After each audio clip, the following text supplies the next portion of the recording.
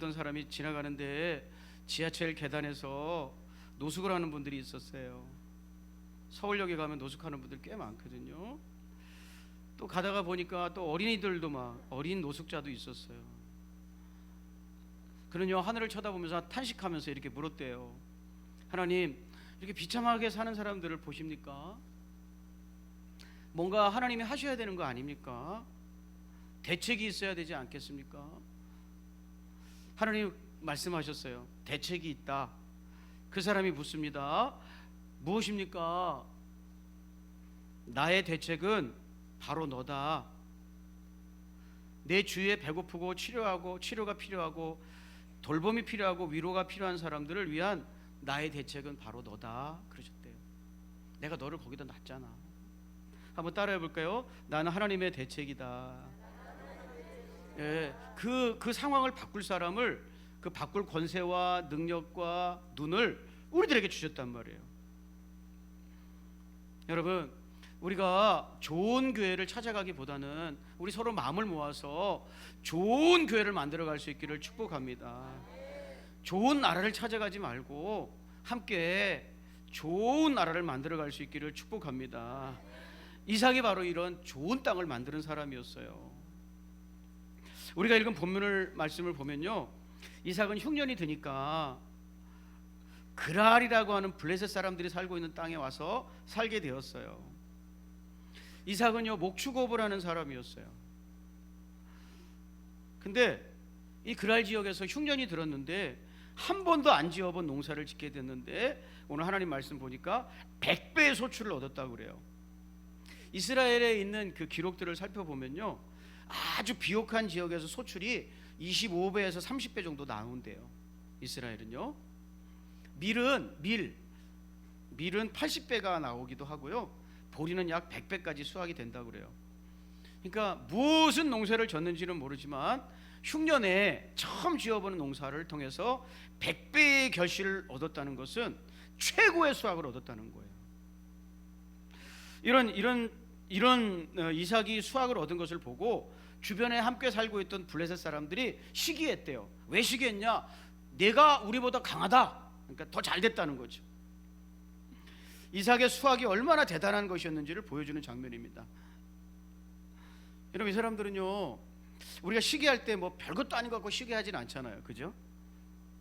별것도 아닌 것 같. 뭐 시기심이 너무 많은 사람은, 시기심이 극심한 사람은 별것도 아닌 것 같고 시기하지만, 보통 되게 상식적인 사람은 시기할 만하니까 시기하는 거거든요. 왜냐하면 학교 다닐 때 나보다 공부를 못했다면은 이게 내가 이제 그러면 안 되지만은 내가 얕잡아 볼 수 있는 사람이라고 생각했는데 나보다 훨씬 잘 돼 있다, 모든 면에서. 그러면 이제 이때 막 시기가 나오는 거죠. 여러분, 이삭이 잘 되면 안 되는 사람이거든요. 왜냐하면 농사를 지을지 모르는 사람이잖아요. 근데 와가지고 어떻게 저렇게 잘 짓냐는 거예요. 그래서 시기했다는 거예요. 저는요 블레셋 사람들의 마음하고 같아요. 저도 시기가 날 것 같아요. 네. 근데 그랄 사람들은 왜 흉년이나 농사가 안 되는데, 똑같은 땅인데 이삭은 잘 됐는가? 이유가 있었다는 거죠. 이삭이 잘 되는 데는 이유가 있었다는 거예요. 여러분, 이유나 원인을 알 수 있는 것은 축복일까요? 저주일까요? 어떤 문제의 원인이나 이유를 찾아낼 수 있다는 것은 축복일까요? 저주일까요? 크게 이렇게 똑똑하시다니까요. 여러분, 원인을 알 수 없다면 이게 이제 답도 없는 거니까 문제가 심각해지거든요. 원인을 알면 그 원인만 바꿔주면 다른 결과가 나올 수 있잖아요, 그죠? 근데 원인을 모른다. 예를 들면 이건 정말 저주거든요. 예를 들면 소화가 안 돼서 병원에 갔어요. 병원에 갔어. 굉장히 힘들고 소화가 안 되는 거예요. 죽을 먹어도 취하고 소화가 전혀 안 돼가지고 바짝바짝 마르는 거예요. 그래서 병원에 가봤죠. 여러 가지 검사를 진행했어요. 근데 아무 이상이 없다는 거예요. 다 좋다는 거예요. 또 다른 병원에 가봤죠. 거기서도 좋다는 거예요. 아무 이상이 없다는 거예요. 뭐 최첨단 장비를 통해서 막 내시경이나 이런 거 다 해봤는데 아무 이상이 없다는 거예요. 근데 나는 죽만 먹어도 취하고 물만 먹어도 막 이상해지고 떼굴떼굴 구르겠고 점점 몸이 마르고 그래요. 자, 제일 좋은 병원에 가서 확인을 했는데 모르겠다는 거예요. 여러분, 이렇게 원인을 모르는 거 이거 답답한 거거든요. 모르겠습니다. 이거 왜 그런지 모르겠습니다. 혹시 신경성 아닐까요? 네, 모르겠다는 거예요. 여러분, 사실은요, 원인을 알 수 있는 것은요, 축복이에요. 원인을 바꾸면 결과도 달라질 수 있기 때문이에요. 여러분, 이삭이 흉년에도 잘 되는 이유가 있었어요. 여러분, 이유가, 그러니까 블레셋 사람들하고 이삭하고는 원인이 달랐던 거죠. 자, 창세기 26장 12절부터 13절인데요. 같이 한번 읽어보겠습니다. 자, 같이 한번 시작. 그 땅에서 농사하여 그의 100배나 얻었고 여호와께서 복을 주심으로 그 사람이 창대하고 왕성하여 마침내 거부가 되어 그랬습니다. 이게 이삭이 잘해서가 아니라요, 여러분, 농사짓는 기술은요, 한 번도 농사짓지 않은 이삭보다는 그 지역의 그랄 지역의 사람들이 훨씬 잘 지었다는 거예요. 그런데 성경은 그가 100배나 얻은 이유를, 자, 세번역으로 읽어볼까요? 26장 12절 세번역 시작. 크게 시작.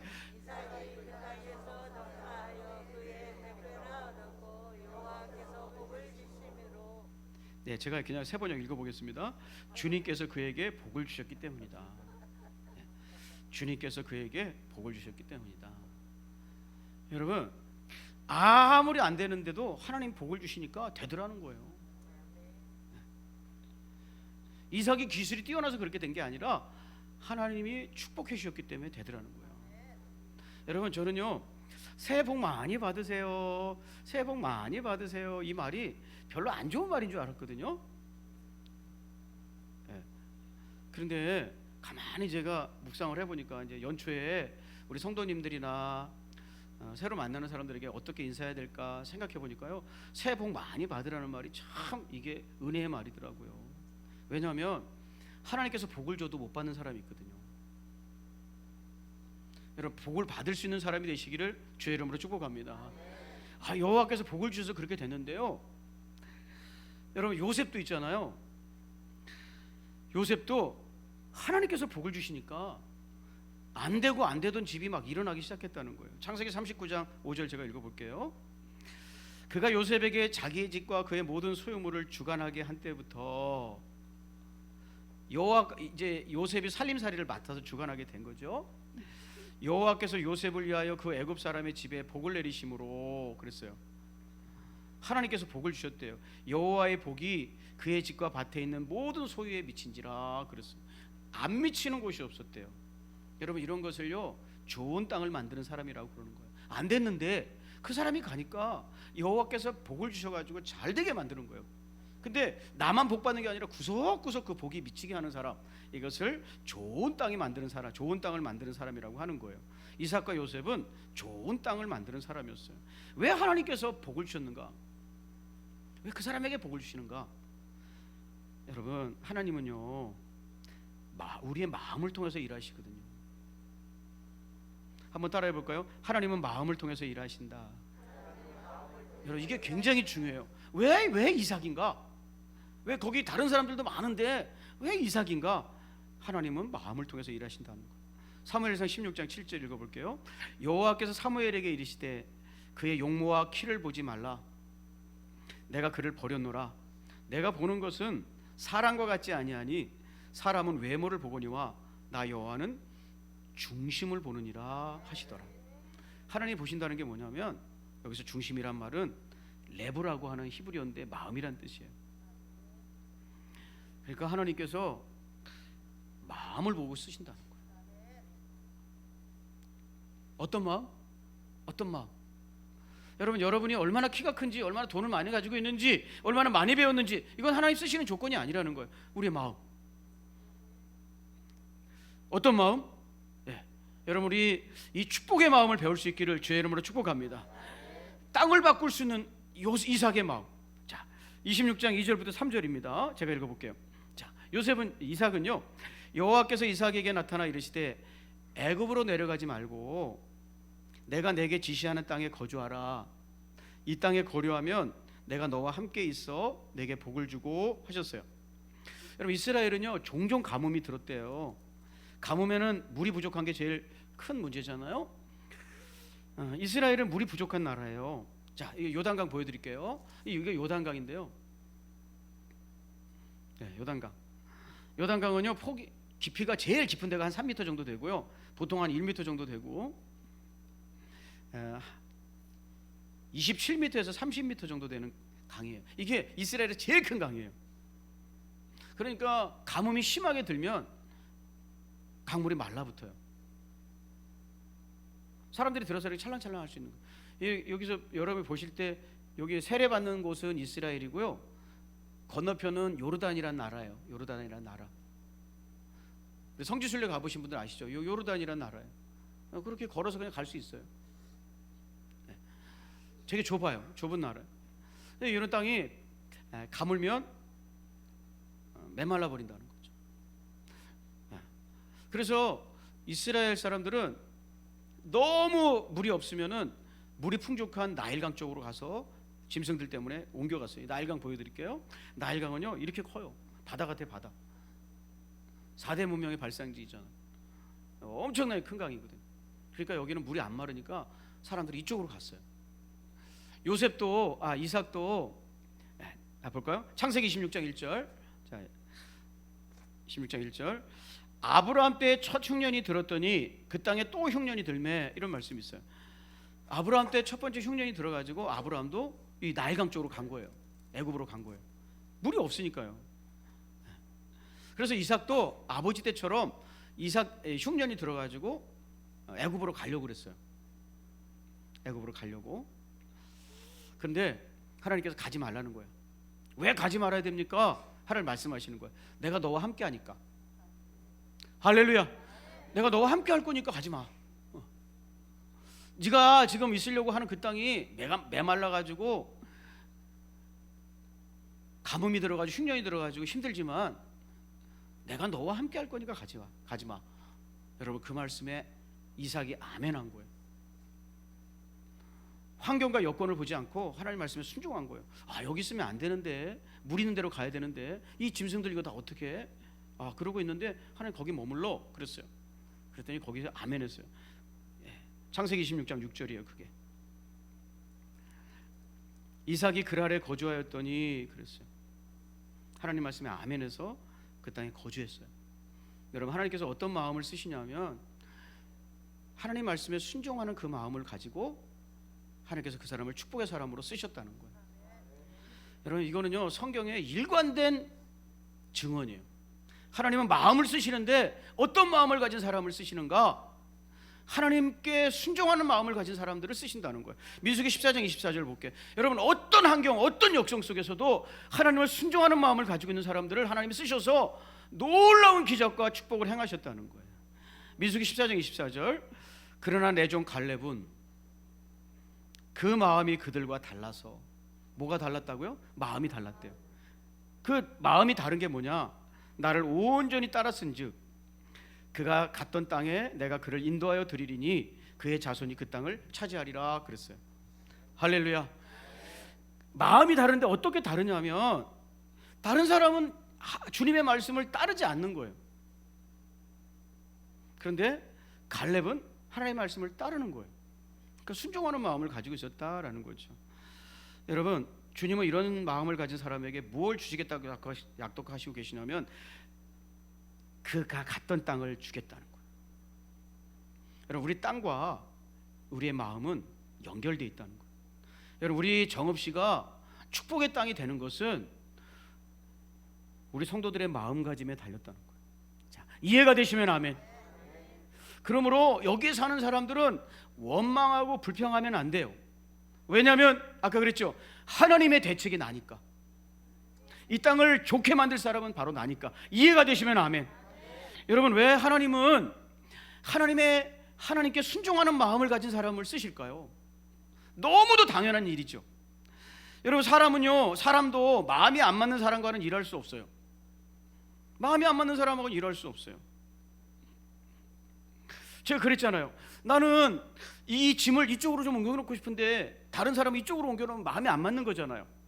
그럼 어떻게 일할 수 있겠어요? 하루 종일 일해도 이쪽으로 가자니까, 이 사람아 이거 이쪽으로 놔야지 일이 된다니까, 아니 이 사람아 이쪽으로 놔야 된다, 이러다가 하루가 가지 않겠습니까? 그리고 고집 센 사람은 내가 여기다 옮겨놨다도 일도 다시 옮겨놓지 않겠습니까? 하나님도 마찬가지예요. 여러분, 좋으신 하나님이 우리를 통해서 그분이 얼마나 좋으신지를 행하려고 하는데 할렐루야, 우리가 잘 알지도 못하면서 하나님 그건 아니죠. 난 그건 아니라고 봅니다. 한다든지 고집을 부리면서 끝까지 그것이 아니라고 반대한다면 하나님은 그 사람을 통해서 어떻게 일할 수 있겠습니까? 어떻게 좋은 일을 행할 수 있겠습니까? 하나님이 어떤 분인지 어떻게 보일 수 있겠습니까? 그런 마음을 쓰시지 못하는 거예요. 여러분, 좋은 땅을 만드는 사람의 마음은 하나님의 말씀에 아멘하는 사람인 것을 기억하시기를 주의 이름으로 축복합니다.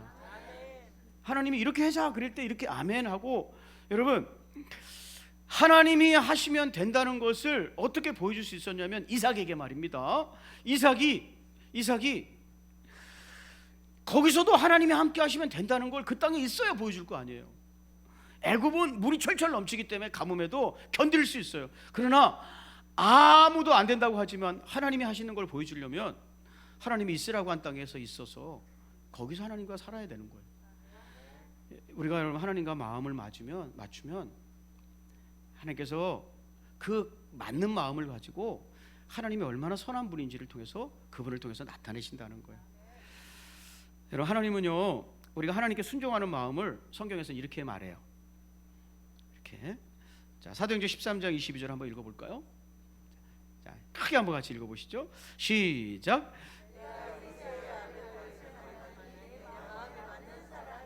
예, 여러분, 이 다음에는요, 그냥 우리 세상적인 표현으로 말씀드릴게요. 내 마음에 맞는다.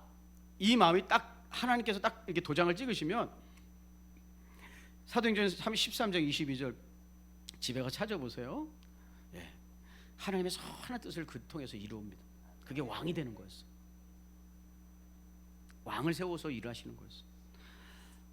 여러분, 그러니까 우리가 먼저 조율해야 될 것은, 왜 하나님은 나를 축복하지 않으시지? 왜 내 인생은 이렇게 고단하지? 이렇게 질문하기보다는요, 하나님과 내 마음을 일치시키는 거예요. 그럼 하나님이 그 일치된 마음을 통해서 하나님이 얼마나 선하신지를 보여주시는 거예요. 여러분, 마귀와 마음을 일치시키면요, 마귀와 마음을 일치시키면, 여러분, 마귀는 본질상 악한 존재잖아요. 마귀와 마음을 자꾸 일치시키니까 원망하고 불평하고 막 이런 마음을 일치시키면 그게 안 되는 거예요, 자꾸. 그러니까 마귀가 원하는 열매가 자꾸 맺어지는 거죠. 여러분, 하나님께 순종하는 마음을 사도행전에서는 하나님과 마음이 맞은 사람 이렇게 말하고요, 열왕기상 3장 9절 마지막으로는요 이렇게 부르고 있어요. 예, 제가 읽어보겠습니다. 누가 주의 이 많은 백성을 재판할 수 있사오리까? 듣는 마음을 종에게 주사 주의 백성을 재판하여 선악을 분별하게 하옵소서. 여러분, 이삭은 하나님 말씀에 순종했고요, 하나님은 그런 사람들을 내 마음에 맞는 사람, 내 마음에 합한 사람이라고 말했고요, 열왕기상 3장 9절에서는 뭐라고 표현했냐면 듣는 마음을 가진 사람 이렇게 얘기하고 있어요. 듣는 마음을 가진 사람. 하나님, 내가 이 땅에서 뭘 해야 됩니까? 라는 듣는 마음을 가진 사람. 그래서 하나님과 마음을 일치시키면 하나님께서 그 사람을 통해서 하나님이 얼마나 선한지 하고, 그 하나님의 선하심이 그 사람을 통해서 땅에 나타나서 땅이 좋아지게 하시는 거예요. 여러분, 우리 거룩한 하나님의 백성들이 하나님의 마음과 자꾸 일치시킴으로 우리 정읍시가 축복의 땅이 되게 일구 갔으면 좋겠습니다. 그래서 제가 정읍시를 안 좋게 얘기하는 사람을 굉장히 싫어하는 거예요. 왜냐하면 두 가지 이유죠. 첫째는 자기가 사는 땅을 저렇게 안 좋게 얘기하면 성경에 보면 그 다음에 말 안 할게요. 자기가 사는 땅을 나쁘게 얘기하는 사람은 좋은 사람이 아니에요. 왜냐하면 꼭 기억하셔야 돼요. 내 마음과 이 땅은 같은 상태라는 거예요. 자, 이해가 되시면 아멘. 내 마음이 하나님께 순종하는 마음이 되면 땅이 변한다는 거예요. 좋은 땅으로. 그런데 이렇게 원망하고 안 좋다고 얘기하면 내 마음이 우리 정읍 씨라는 땅에 이렇게 반영되기 때문에 안 좋다는 거예요. 네. 그래서 안 좋게 얘기하는 사람 별로 좋게 얘기하지 않습니다. 여러분, 제 프로필 사진은 정읍이 좋아요예요. 2023년에는 아주 좋아요로 아주자를 집어넣으려고 해요. 정읍이 좋아요. 내가 살고 있는 땅은 아름다운 땅이다 라고 선포하는 거죠. 두 번째는 왜 원망하는 사람을 싫어하냐면, 그래, 그 땅이 나쁠 수도 있고 안 좋을 수도 있다. 그런데 그 땅을 좋게 만들 사람이 그럼 누구냐? 그 좋게 만들 사람이 누구냐? 그래, 안 좋다. 뭐 이것도 안 좋고 교통질서도 안 지키고 안 좋다. 그래, 안 좋다고 하자.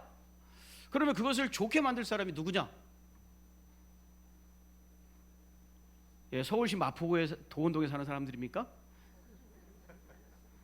그 사람들이 와서 여기 이제 막 바꿔줍니까? 다 나가라고 그러고? 그렇지 않잖아요. 나잖아요. 그러니까 무책임한 거죠. 사랑하는 여러분, 좋은 땅을 만드는 사람으로 함께 쓰임 받았으면 좋겠습니다. 예, 정읍을 떠난 사람들은요, 정읍을 무척 그리워합니다. 그런 줄 알고 사시면 됩니다. 아주 좋은 땅이기 때문에. 제 말이 못 믿어지시겠으면 집에 가서 고향에 못 내려온 사람에게 정읍하고 너 정읍에 대해서 어떻게 생각하냐 그러면 언제나 가고 싶지라 이렇게 얘기할 겁니다. 사랑하는 여러분, 우리 좋은 땅을 탓하지 말고, 땅이 나쁘다고 탓하지 말고 좋은 땅을 찾아가지 말고, 우리가 섬기는 교회가, 우리가 사랑하는 가정이, 우리가 살고 있는 이 아름다운 도시가, 그리고 조금 더 넓혀서는 우리나라가 좋은 땅이 되게 하는데 하나님과 마음을 맞춰서 아름답게 쓰임받는 결단이 있기를 주의 이름으로 축복합니다. 기도하겠습니다. 하나님, 설날 아침에 귀한 백성들, 가족들이 와서 분주한 마음도 있는데 다 내려놓고 먼저 예배하게 해주시니 감사합니다. 또 모든 성도들도 귀하게 여겨주시고 축복해 주시니 감사합니다. 하나님, 좋은 땅이 따로 있는 것이 아니라 하나님 백성들이 속한 곳에서 좋은 땅을 만드는 사람들임을 깨닫게 하시고, 하나님과 마음을 맞추어서 하나님께 순종하는 마음을 종들에게 부어주셔서 좋은 땅을 만드는데 부족하지만 크게 쓰임받을 수 있도록 축복하여 주시옵소서. 우리 구주 예수님의 이름으로 감사 축복하며 기도 올리옵나이다. 아멘. 여러분, 세상에서 제일 큰 소리 한번 들어보셨죠? 이렇게 큰 소리가. 자, 우리 다 같이 일어나셔서요. 다 같이 일어나셔서요. 저도 깜짝 놀라서 기도를 못할 뻔했습니다. 다 같이 교회라는 찬양 가사 좀